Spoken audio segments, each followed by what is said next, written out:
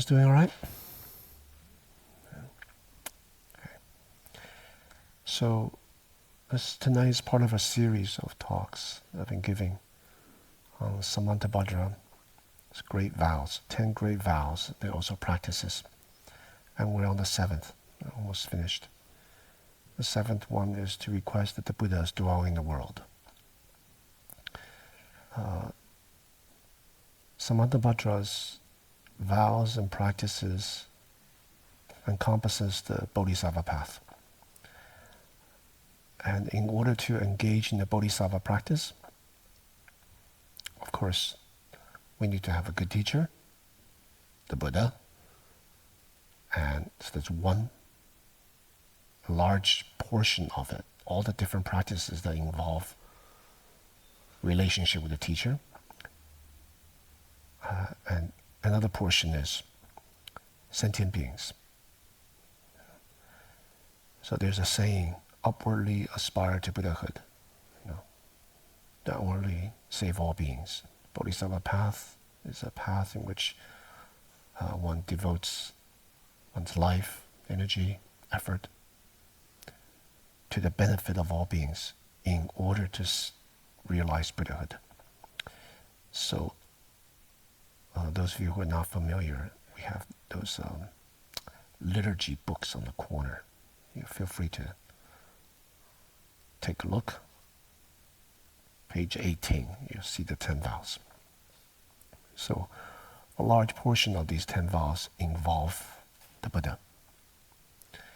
Why is it that we request the Buddha dwell in the world? Thank you. And that has to do with the competency of the Buddha. A Buddha is someone who has perfected not only awakening and the skillful means to teach, but also all the potentials of virtue. You could say a perfected human being is a Buddha. So a Buddha is not like a god or some kind of divinity. It's a perfected human being. What a human being possesses and all the different qualities, such as a generosity, virtue, diligence, patience, compassion, wisdom, and skillful means, and the meditative practices. So having a good teacher is very important. And someone like the Buddha, a historical person in this era, Shakyamuni Buddha lived 2,500 years ago. Someone with that capacity of merit, virtue, is just extremely rare to come by. And even now, people are still all over the world benefiting from his teachings. Extrapolating from his teachings and even expanding it, applying it to all different fields. In different age. So in our modern scientific age, even social workers are drawing inspiration from the teachings. Medical field, neuroscience. See, so the extent of his teachings just kind of multiplies. So that it's incredible that it's someone with that kind of capacity and wisdom, kind of farsightedness, and profound depth to see into the nature of the world and the capacity of sentient beings. One of the main skills of the Buddha in the Buddhist tradition is to refer to him as a doctor. not an ordinary doctor, but the diagnosis of this particular doctor, able to see the causes and conditions of a person, the idiosyncrasies, the karmic potentials, and the hang-ups. And when the Buddha gave a teaching to that particular person, that person can instantly gain liberation. So there are many occasions. There were cases in which some people instantaneously release themselves from suffering and causes of suffering, see the nature of mind and realize awakening. But some, 7 days, 1 month, depending on the karmic burden, the hang-ups of the individual person. So it takes 2 parts, but at least we want to have an incomparable teacher, right? So on the one part, we have to make ourselves receptive, ripe for the teaching.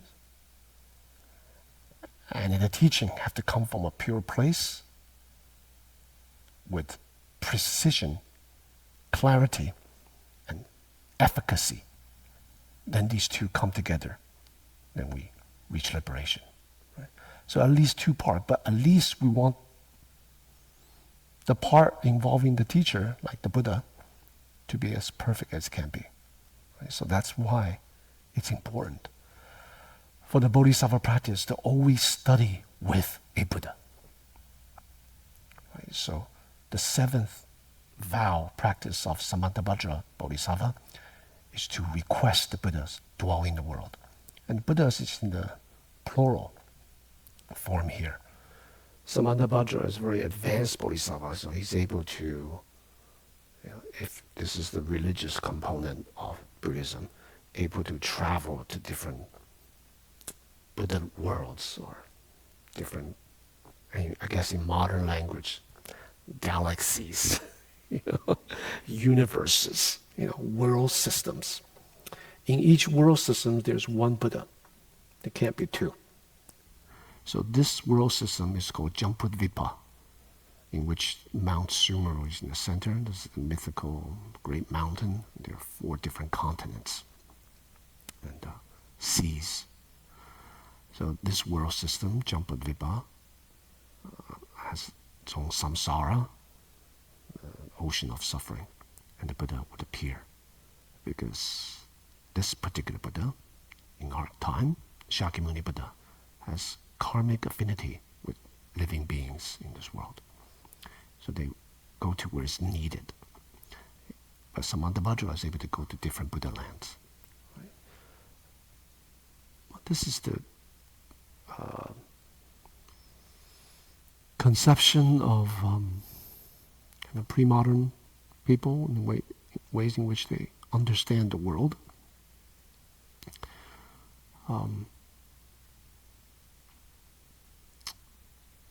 So you can take it metaphorically, you can take it literally.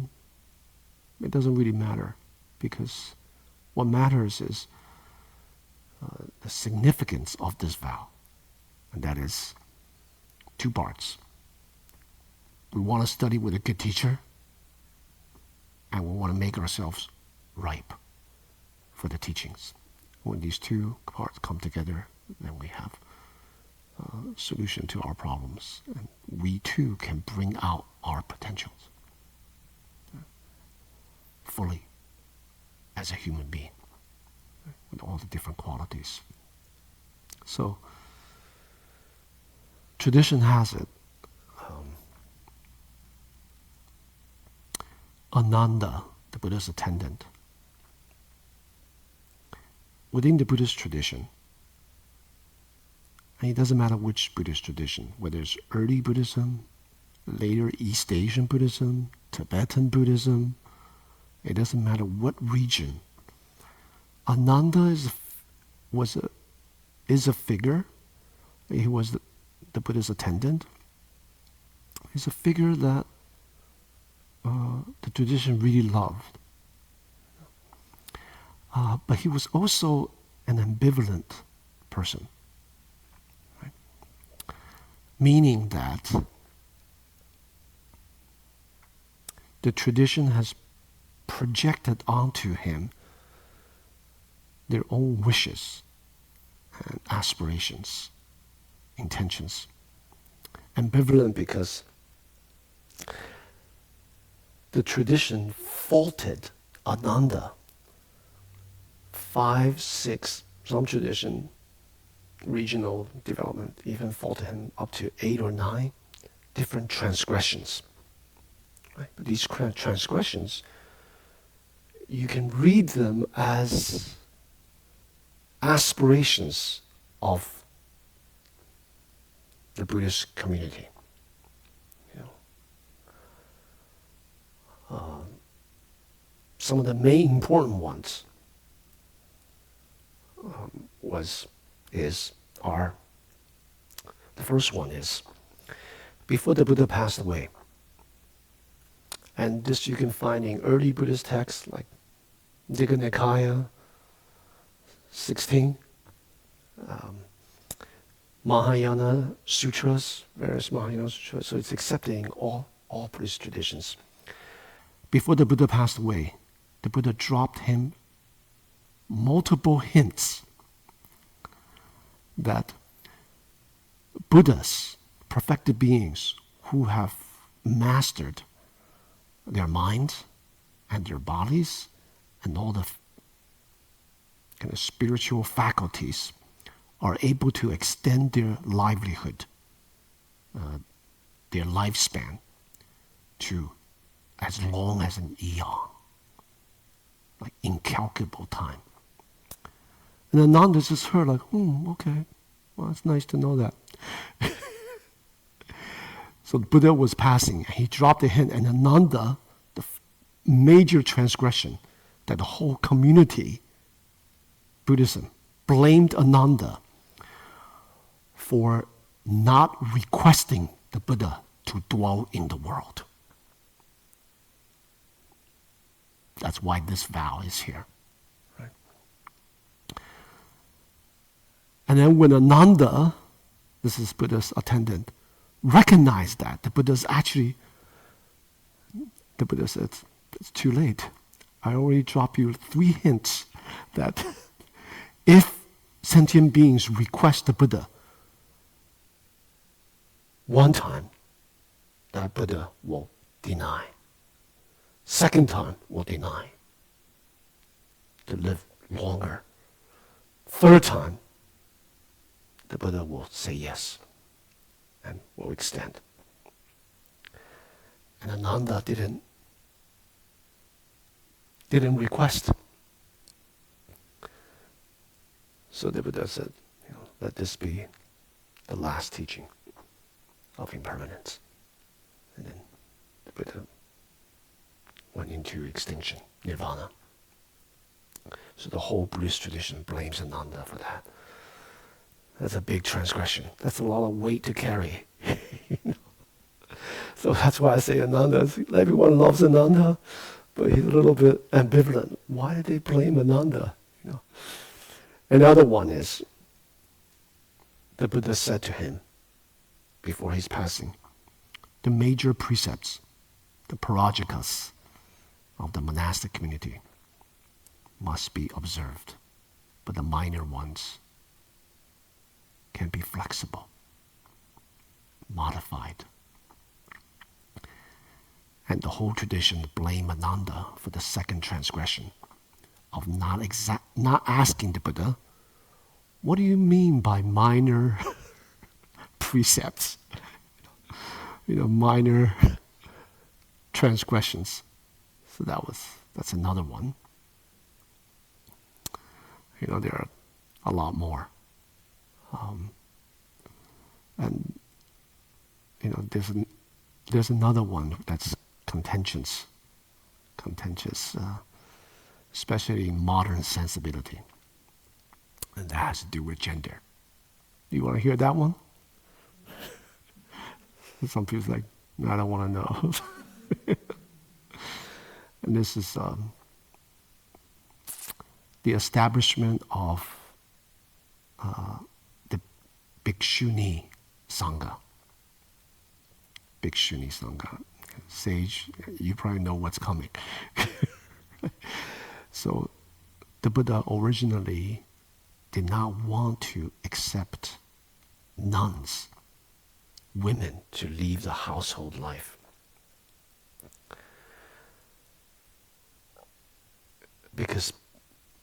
Primarily because the Buddhist teachings adapt to whatever social norms in the times. And also the forests. It's not like you're going out camping, You can always come back, to civilization. That's where robbers live. That's where thieves and bandits and a group of women living in the forest. It's complicated, right? It's very dangerous for them. So the Buddha resisted establishing that. No mendicant tradition established that. Not the Jains, that is the naked ascetics, not other traditions. It's just the forest is a liminal space. It's a liminal space of danger,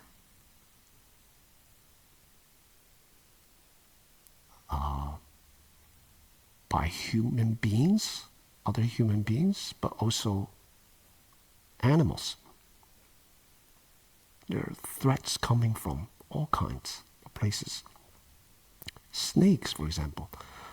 A lot of the Vinaya deals with snake bites, how to deal with snake bites. You can, and different bug bites and all kinds of things, how to treat it and so on. Basically, the Vinaya uses urine, to deal with that. But it's just all kinds of complications because this changes the social structure of a society.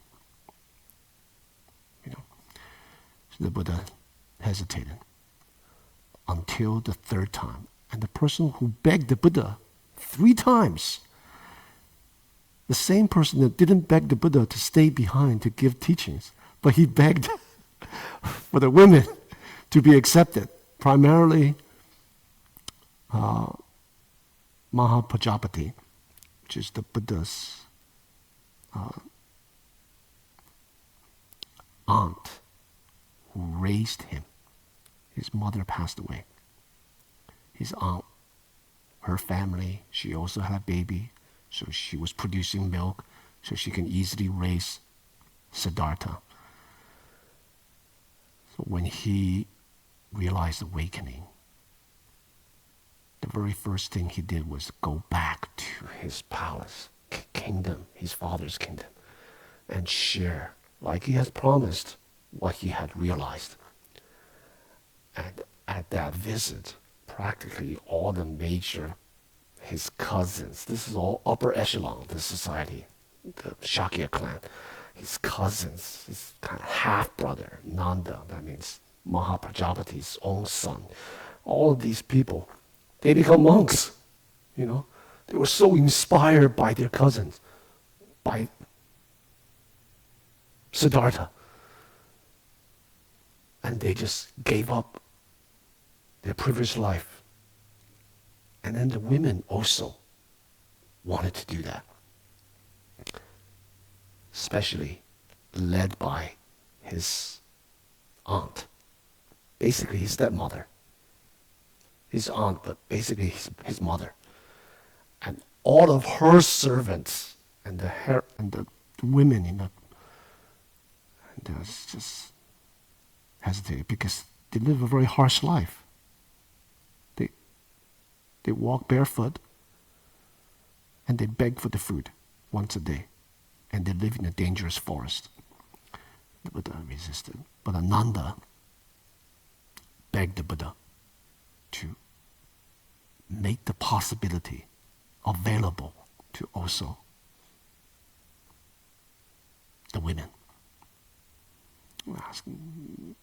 The Buddha said clearly, anyone who aspires for the path is able to reach awakening.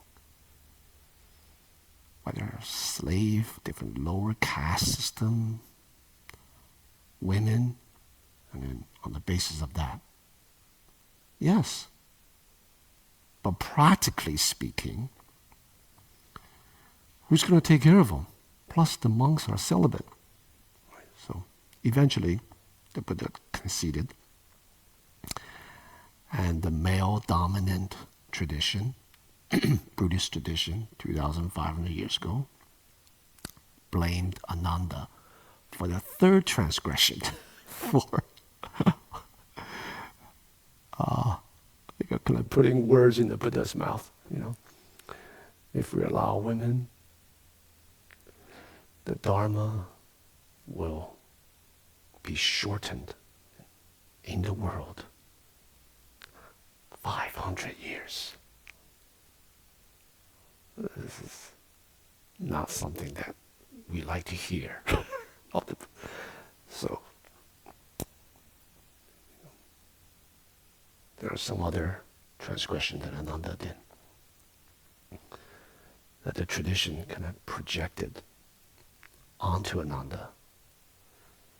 The main point is not to take these things at face value, I feel. The intention is we need to have good teachers. We need to have the Buddha. There are no substitutes, so that the Buddha can teach the Dharma. The sixth request or vow in the Samantabhadra's tenfold vow practices, the sixth one, the one before, I spoke about 2 weeks ago, is request the Buddha to turn the Dharma wheel. And the seventh one tonight is to hope for the Buddha to dwell in the world in order to do that. So that's the intention. So it's just kind of projected onto Ananda. But we live in a time in which there are no perfected being, Buddha. Perfect in wisdom and merit, compassion, virtue. How does this relate to us? There's a saying in Chinese Buddhist circles. When you don't have a stallion, stallion? Is it stallion, like a horse, A donkey will do. You wait for the stallion to be reborn again. Maitreya Buddha, the next Buddha. So in the Buddhist tradition, a lot of practicing Buddhists, as part of the Bodhisattva practice, is actually to vow, as I have vowed, continuously, to be in the presence, in the assembly, when Maitreya Buddha comes to the world and give teachings. So all of you should vow to do that. We want to study with the Buddha. Short of that, then we practice with other teachers. Ideally, those who have tasted awakening. If not, then very knowledgeable of the Buddhist teaching. If no personal experience of awakening, there's personal experience of other aspects of the Dharma that they have tasted the efficacy of the practice. Knowledgeable of the teachings. Right? So that's what we aspire. So when we vow, when our practice reaches a certain state, we have to vow to be able to meet a teacher who can teach us. And part of this, I like to shift the weight of this responsibility, because we have no Buddhas right now in this current age. So I want to shift the responsibility to us as practitioners. So short of a Buddha, we have to make sure we're doing everything we can to bring ourselves to be receptive, to be ripe, so that a teacher manifests in our life.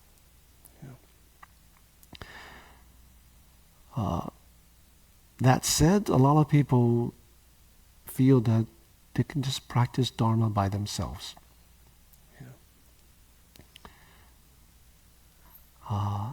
They take a little bit from here, in the global internet age. They take a little teaching from there. They read a little bit, watch a little YouTube, and they kind of conglomerate their own version of what Buddha Dharma, the Buddhist teaching is. The problem with that is the basis around which we draw different teachings to kind of put the pieces together like a puzzle. The basis for doing that is the very culprit that's causing vexations. Right? So the end result of that is actually we're going to end up drawing, learning things that benefit us, things that we feel drawn to. Our own comfort zone, things that align with our feelings, our ideas, which is directly, that just expands the self-referentiality to broaden it out. Right? And the whole Buddhist practice is to expose, see through, learn to accept, but also transform the processes of self-referential attachment. Right? That's the culprit that actually causes a lot of our problems, and then eventually let go of the self. So, a good teacher is not the kind that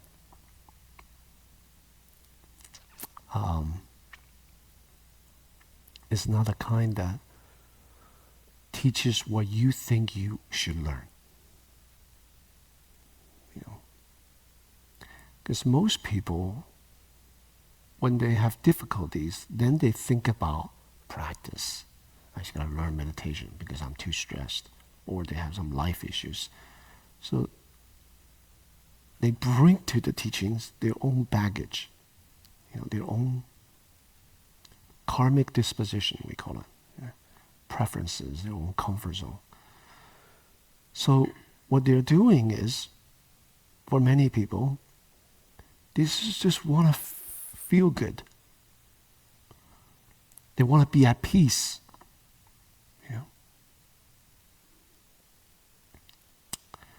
They want concentration even. But Buddha Dharma is not about feeling good. It's not about peace. It's not even about concentration. It's about liberation. Because feeling good, being at peace, being concentrated, yes, they're very useful. And we do want that, of course. But that's not the full potential what the Dharma can do. The Dharma can uproot the causes of our afflictions, vexations. Feeling good, feeling at peace. What's the third one? Concentration, and clarity. These are kind of icing on the cake. They are just experiences. The practice of the Dharma is not for us to just collect more experiences, before we may be into material things, collect them. And now we're into spiritual practice, and we start to collect spiritual experiences. It's not about collecting that. It's about dismantling the mechanism of suffering, the way we make other people suffer. Selfing, othering, the way we cause ourselves grief, suffering. So it's not really about blissing out and peace and so on. See? So what's happening with a lot of people when they practice is, at the beginning, this is just what they want, which is understandable and is even necessary to inspire us to practice, right? But there's so much more that the Dharma can offer. So once we taste the efficacy of practice, we will be more at peace. We'll be more grounded, less swayed left and right by the winds of temptations and distractions. We'll be more grounded. All that come along, but we have to keep going. See, it's like going to the treasure trove. Treasure trove. In it, there's a great big diamond or whatever people love these days. The Chinese people, they like jade. East Asian.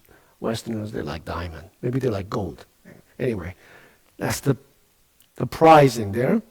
And then we go there, we just get a little bit of coin or some paper printed called $100 bill. It's nothing. It's just pieces of paper. Don't walk out the cave with that. You're going to go in there and get the real prize. Does that make sense? So that's like the full potential of Buddha Dharma. Yeah. So all of us probably start the practice like that.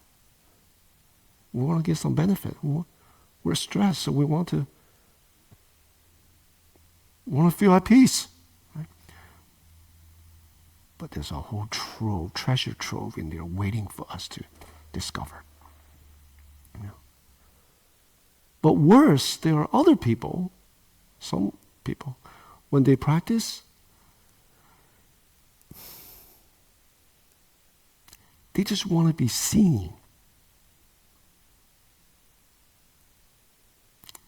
They just want to be seen.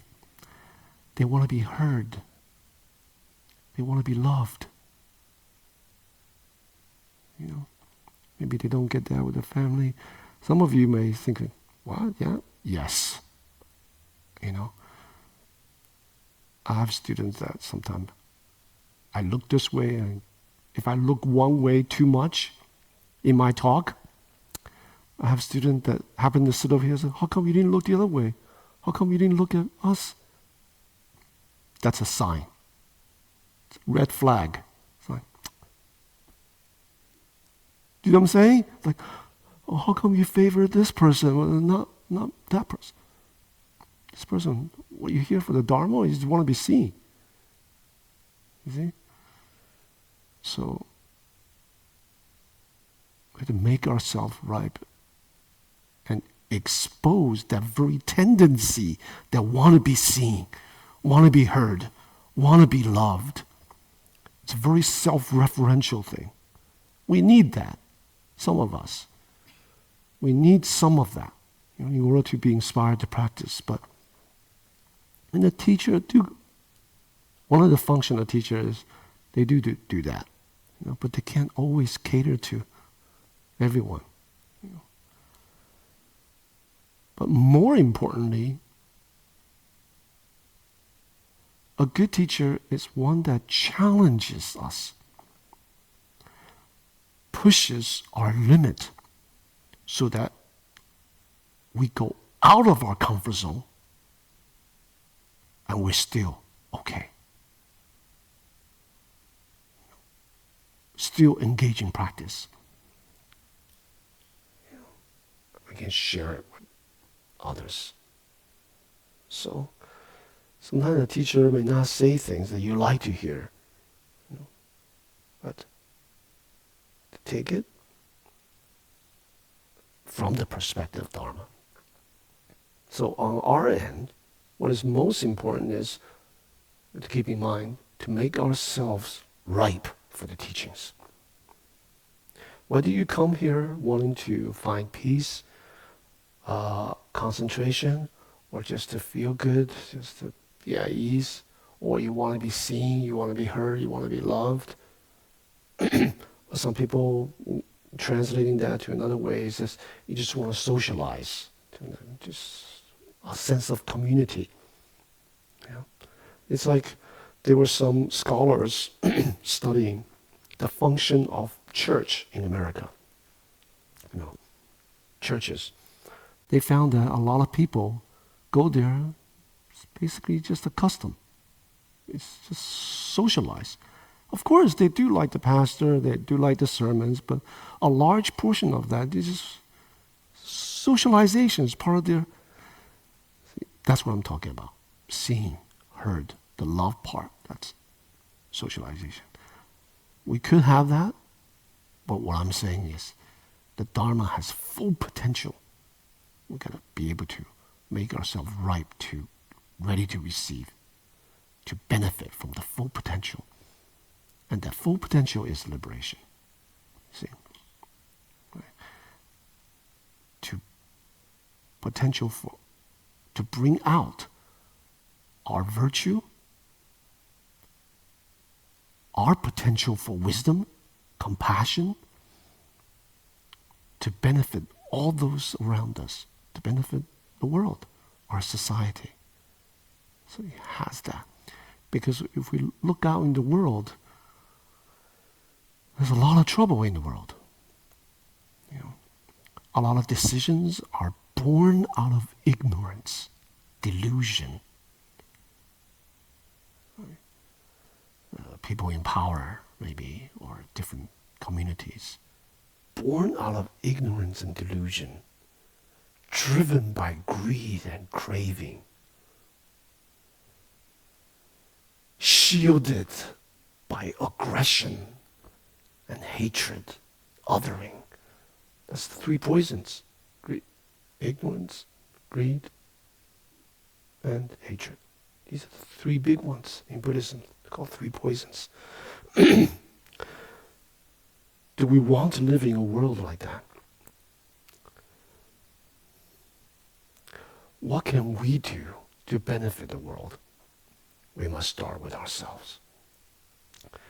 Because we may not be in the position of power, but our choices in everyday life sometimes is driven by ignorance.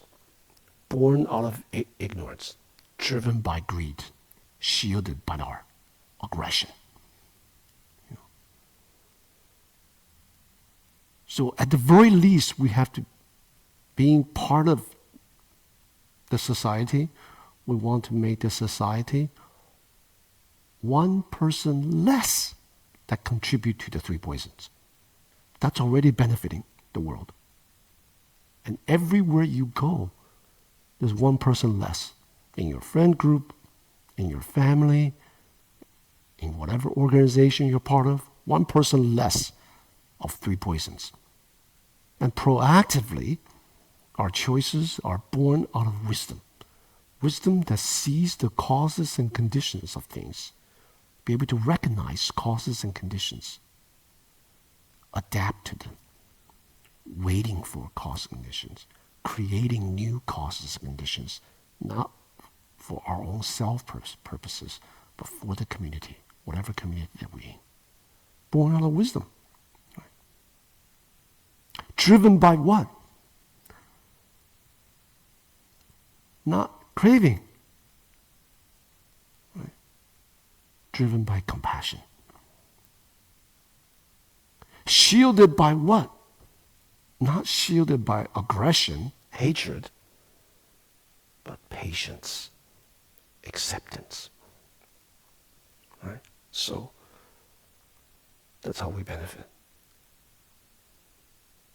Otherwise, we have different things happening. We have protesters. Protesters have the same degree of hatred, greed, and ignorance sometimes. We don't want to be part of that. We want to protest. We want to stand up, but we have to make sure our intentions. The presence and absence of the three poisons. Right? Otherwise, we're just selfing and othering. All we see is victim and culprit. Sometimes the culprit are victim. The culprits are victims. They live very sad, lonely, suffering lives. They may be people in power, but it's just unhappy, sad. And all they ever know, they can't tell the difference between hurting others and benefiting. Can you imagine that? Someone who doesn't recognize that, and they just selfing is all they know. And all they want to demonstrate is their power. So we don't want to be part of that. We don't want to be part of this world like that. So we want to make ourselves use the Dharma in our own lives, start with ourselves. Because if we act like that, the kind of teachers that you will attract to, the kind of teachers that will manifest in your life are the same kind. So making ourselves ripe for the teachings, we have to understand. Center ourselves on the teachings of the Dharma. What is the real gem here? What is the cause of suffering? What is practice? How can we be free? So one of the teachings that the Buddha left us, knowing that he will not be around, he says, these are what is called the 4 reliances. Putting in this context, he says, always rely on the Dharma, not the person. See, this rules out immediately. Want to be seen, want to be heard, want to be loved, want to be cared, want to socialize. Just rules out all those habit tendencies that we have. Rely on the Dharma, not the person. Because persons will have their flaws. Their own idiosyncrasies, their limitations. So, yes, we need teacher. We have to make ourselves right, but the teachers that we find,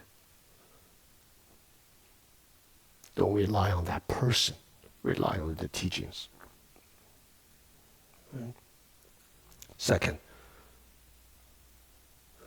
gotta remember this. Rely on the meaning, not the words. Rely on the meaning, the intention, not the words. A lot of times, all we hear is just words, label. It's unreliable. Because words and language, their very nature is divisive. Words function like containers. It creates boundaries. It creates demarcations. It's discriminatory. All words and labels. Right? If you say this is a floor, if you say this is a floor, then it's not a bed. Right? It's not a table. See? It's by nature, it's reifying something. So if you rely on words, it's just unreliable because you're relying on something that's limited. It's always going to be flawed. You have to rely on the intention, the meaning behind. Right? So these days, a lot of people, especially younger generation, they rely on words, pronouns. Right? Sometimes pronouns are useful because it helps them to demarcate, create a container that they see themselves, they can identify. Yes, it's useful. It's useful. But eventually you want to grow out of the container. You see? You want to grow out of it because you are so free. You are so free. No containers can contain you. Nothing can capture you. Your potential is much more than labels. Your wisdom, your compassion, your ability to resiliently adapt to circumstances. In the meantime, if we get hurt, we need a Band-Aid. You can't say, I'm so free, blood is gushing out, I don't need a Band-Aid. You need a Band-Aid. Okay, use the Band-Aid to help yourself, but the point is to take off the Band-Aid. Once it's healed, move on. Does that make sense? So, words by nature is containing, limiting. It creates bifurcations, oppositions. All words are like that. So, rely on the meaning, the intention, not the words. It's not to say you never need the words. I'm not saying that. You can use the words to help you to heal, to navigate the complexity of daily life. But just know that you are so much more. You are so much more. You see? And there's so much more to discover within yourself. Your intentions. Right? So adapting to circumstances sometimes is useful to have words, but circumstances change. First one is what? Rely on the Dharma, not the person. Second, rely on the meaning, not the words. Third, rely on wisdom, not intelligence and wit. Wisdom. Wisdom here has particular meaning in Buddhism. It doesn't mean that once you study the Dharma, you don't know calculus, all of a sudden you start to open up different aspects of your brain. We only use 10% and all of a sudden you use calculus. You know physics now. No, that's not wisdom. That's just maybe intelligence. You know, wisdom relates to liberation. That you allows you to expose, in the dharmic context, self-referential tendencies and othering tendencies, to expose that and free yourself from that. That's the function of prajna, wisdom. You know? So it's able to adapt to circumstances. It's not a formulaic. There's no two moments in your life is the same. No circumstances that you find yourself is the same. Moments, temporally. Circumstances, spatially. Everything changes. So you can't replicate it like a formula. So how the selfing and othering manifests in you, in time and space, in an ever-changing flow, you need to have wisdom. Learn the skills to expose the kind of tendencies we have. That is wisdom. You know, that requires understanding yourself. That's what the Dharma allows us to do. Understand ourselves. In order to understand the Dharma, we gotta use the Dharma to, like a mirror, to understand ourselves, to see ourselves clearly. And then we know what to do. How to advance, how to retreat, when to stop, when to keep going. You see? So that's the third one out of the 4 reliances. The fourth one is rely on ultimate truth, not conventional truth. ultimate truth is freedom. Nirvana. Awakening. Liberation. Conventional truth is circumstantial truth. And circumstantially, things continue to change. Right? Conventional truth, the earth is flat. Galileo says the earth is not flat, it's round. These truths continue to change. What we used to think is cool, what is true, what's right thing to do, now it's not right thing to do. Growing up in the 80s, 70s, 80s, I remember seeing commercials selling cigarettes. You ever seen those? It's always a cowboy, Marlboro, So you see that, that's cool, that's manly, that's true.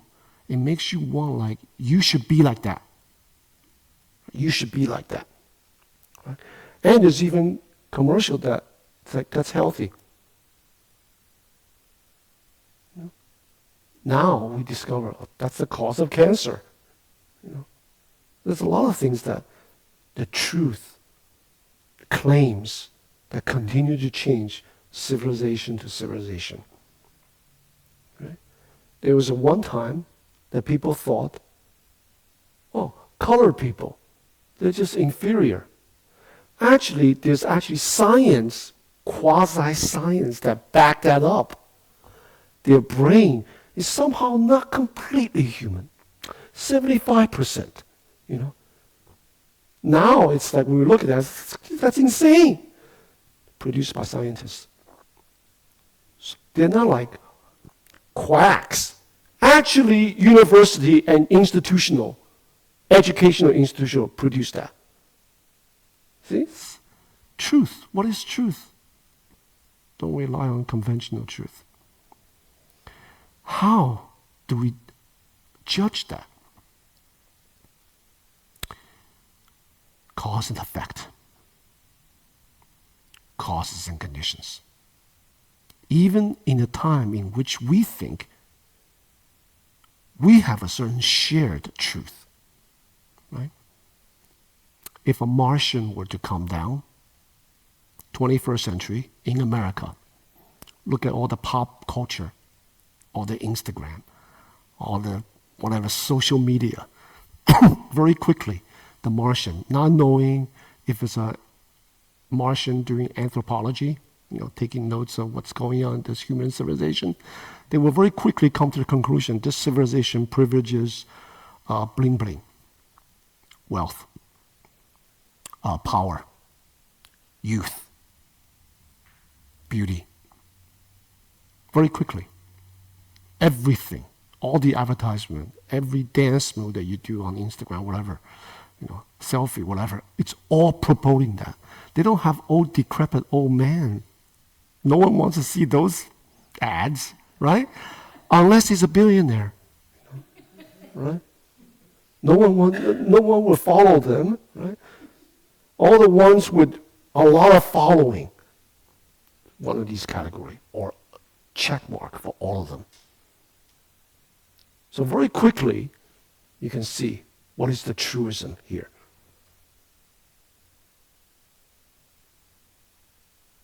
How to assess that? Cause and effect.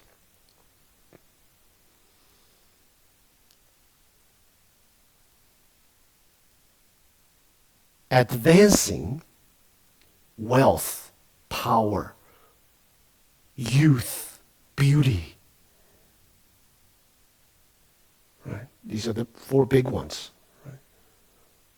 Advancing that as a cause, what kind of effect would that have on this civilization? That's how you assess it, cause and effect. What does it take? What are the conditions that produce that? So you follow the beauty, follow the wealth, the power, the youth, and you see the mechanism that produces that. Then you see, follow freedom. Follow true happiness. Because what these four big ones claim is actually happiness, right? So, is happiness really the effect, cause and effect, right? Happiness really produced by this kind of thing. So you gotta use your critical mind to assess that. See, so the fourth, reliance. Rely on ultimate truth, not conventional, changing truth. There are plenty of people that don't have money, not so by some culture deemed as beautiful. Money, beautiful. Maybe they don't have that much power. Right? Maybe they're old and decrepit. But they're at peace. Their life is happier. And they seem carefree. You see? So, do we want to be dictated by and allow all of our choices in practicing the Dharma to be products of this beast of machinery that focuses on people, celebrities, yeah, the four reliances, right? That focuses on words and language. What's the third one? That focus on intelligence. Yeah. Do we want to be part of that? No wisdom, just intelligence. That focuses on whatever truth claimed. See? Danger that we have to. In order to make ourselves ripe for the Dharma, ready for the teacher, ready for the teaching. And whoever teacher we study with, we want to check up these things with what the teacher is doing. These criteria, check marks. What is this teacher teaching? You see? Exactly the same thing.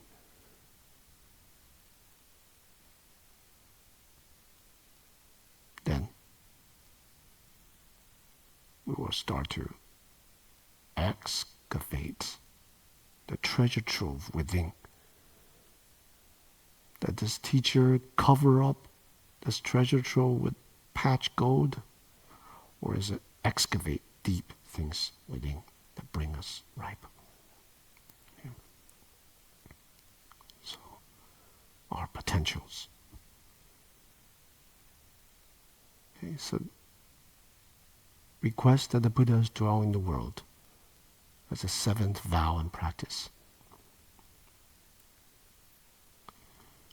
If we don't have a stallion, silver, whatever kind of donkeys, horses, whatever, to get the job done. But at the same time, when we study with the teacher, this teacher may only be a donkey, but we draw out the gems, rely on the Dharma, and we use it to gain experience. And we listen for the teachings, not only the words, but the intention, the meaning.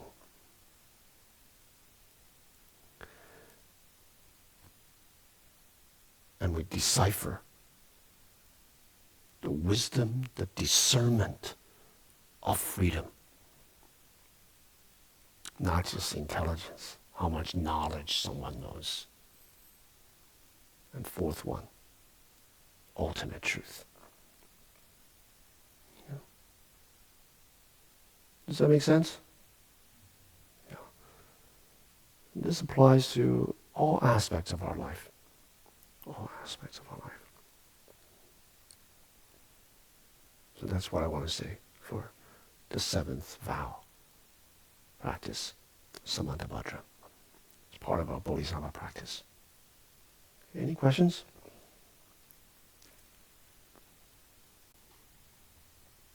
Yeah, Sage.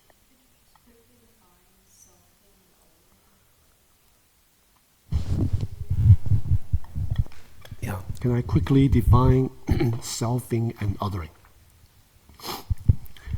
Selfing refers to self-referential tendencies.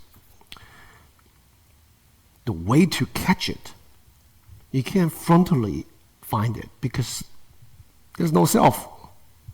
You know, it's not that there's a self and then you have to identify it and then you expose it and kill it. You know, there is no self from the very beginning, in this very moment. So you catch it by the way selfing functions. How does it function? It's always self-referentially gravitating to these following tendencies. Okay? A sense of gaining and losing. Judging things, your decision, the way you think about it, based on me, gaining. Am I getting the short end of the stick?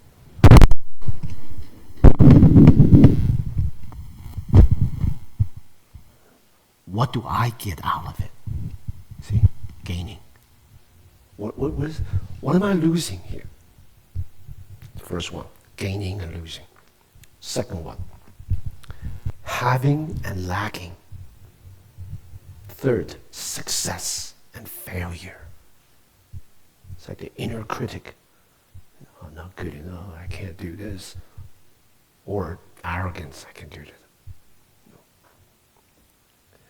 Good versus bad in a kind of rigid way. Let's start with these. Othering refers to seeing things in black and white. Seeing things and people particularly as separate from you, independent, oppositional to you, which is directly contrary to the actual truth of emptiness. Emptiness means relationships. We exist because of everyone else. Emptiness means relationships. So instead of seeing things relationally, we only worry about me, I, mine, and this us versus them. That's what's meant by othering. See?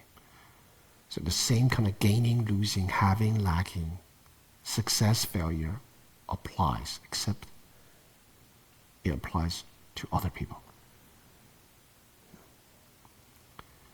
These are the things we have to be careful of. So we learn to see things in a systemic way, interrelated, interconnected.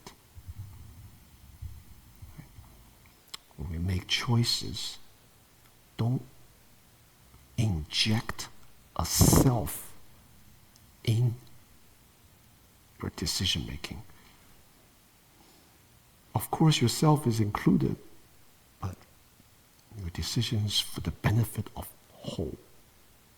Benefit of the whole organization, the family that you're in, or all living beings, or what the situation calls for.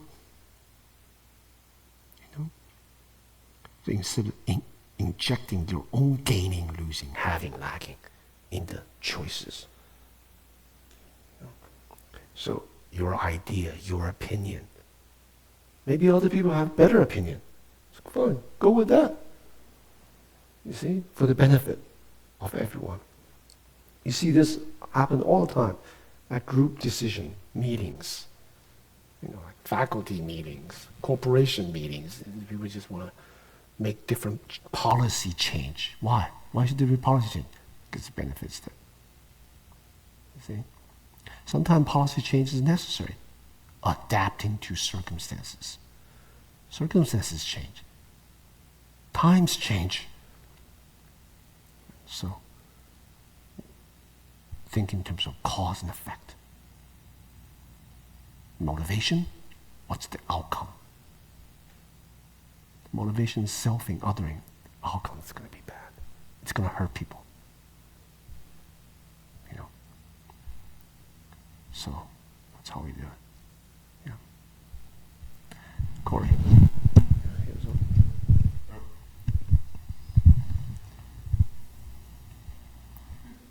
Could you explain that there's the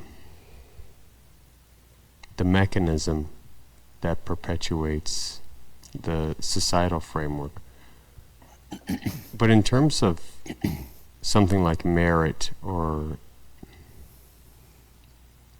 benefiting other beings, is there some kind of mechanism in which that leads to wisdom? Because I understand, when you explain it in a way that makes sense in terms of it's obviously better to do things that benefit the whole or other beings. Yeah. But then the ultimate truth also is that they're already free at the same time. Yeah. Yes. Okay, I see where this question is coming from. They're already free, but they're not now. So people are bound by their decisions are born out of ignorance, driven by greed, shielded by aggression and hatred. Even though they are free, but they don't know it. So you want to help them create the circumstances to provide an alternative way of living. That's what a Sangha means, actually. Buddha Dharma Sangha. Sangha is a community. It's almost like a template for alternative way for human beings to live together. You see? So not driven by the three poisons. And wisdom here does not mean becoming smarter or more intelligent. It could be for the benefit of society, develop technology, develop science, continue to do that, but for the sake of benefiting others. Right? Not at the expense of damaging this group of people in order to advance a certain smaller number of people. Right? So in that sense, it's wisdom. Wisdom is the absence of the three poisons. See? It's not like becoming more and more smarter. We do want that, but you see? Yeah. So that's that alternative model of living, that's a mechanism. What is the mechanism that counteracts the three poisons? There are many Buddhist formulations. Dharma practice. What does Dharma practice mean? Virtue, meditation, wisdom. That directly counteracts greed, hatred, ignorance. See, it's like three of this, three of that. No. So that's one mechanism. Expanding out of the three higher trainings of virtue, meditation, wisdom, you have the Eightfold Path, or you have the 6 perfections of the Bodhisattva path, or you have the 10 Samantabhadras, vows and practices. There are different formulations. Sometimes there's also the 10 virtues. You see? So it's an alternative model of living in the world with others. How to benefit self and others. Advance. So allow everyone to flourish. Yeah. Thank you. Okay. So we do need people going to different fields. I talk about science tonight, but it doesn't mean I don't want science. We do need people going to the science field. We do need people going to politics. We do need people to go into all different fields. So systemically changing the mechanism of this world that we live in. People in all fields, all industries. So I'm not advancing that everyone's job becomes a Dharma teacher, Dharma practitioner, that have no real job. No. All sector of the society, all kinds of industries. That's how we can transform this world into the Buddha land. That would be ideal.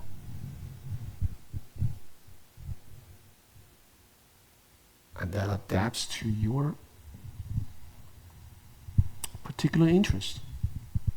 You may be good at architecture or art or different things. So you adapt to your strength and amplify. Provide a new way of living through your strength. See? Yeah. Okay. Yeah. The combination of questions from Zoom, Okay. which is basically that you said to make a vow to be in the presence of the next Buddha. So what kind of vow is that? Is it like a ritual vow? Is it part of our Bodhisattva vows? If you could speak a little bit more about what that vow is. There's no, one at a time. There's no fixed way. So it could just be simply like the vow that you make. On my Bodhisattva path, may I, in the future, be reborn in the presence of Maitreya Buddha. And practice with Maitreya to fulfill the Bodhisattva path. You don't want to stop by just saying, may I be in the presence of Maitreya. I mean, you may be, you're in the presence, all right, but you're like a little ant, or, a little squirrel, where you don't understand what he's talking about. So you want, Maitreya is giving a teaching, you're like, So you want to be in the presence of Maitreya to fulfill your Bodhisattva vow, your Bodhisattva practice, to benefit all beings. That requires you understand the teachings, and you're actually practicing, and he's your teacher, and then you're practicing the Bodhisattva path. Okay? Yeah. Any other? No. Okay. That's for me, but for other people, either Maitreya, future life, rebirth, who knows what's gonna. So the vow that you can make is, may I be in a situation where I always study with virtuous, excellent, skillful teachers in whatever field that I study. That's a useful vow. So your mind is shaped to receive, to create that kind of path for you in your life. And the energy that you send out is going to steer towards learning from the best. That's a very useful vow. Right? The way we shape our minds is important. Our actions kind of follow. And also our actions, reversely, also shape our minds, the way we see the world. Right? So it's like mutually influence one another.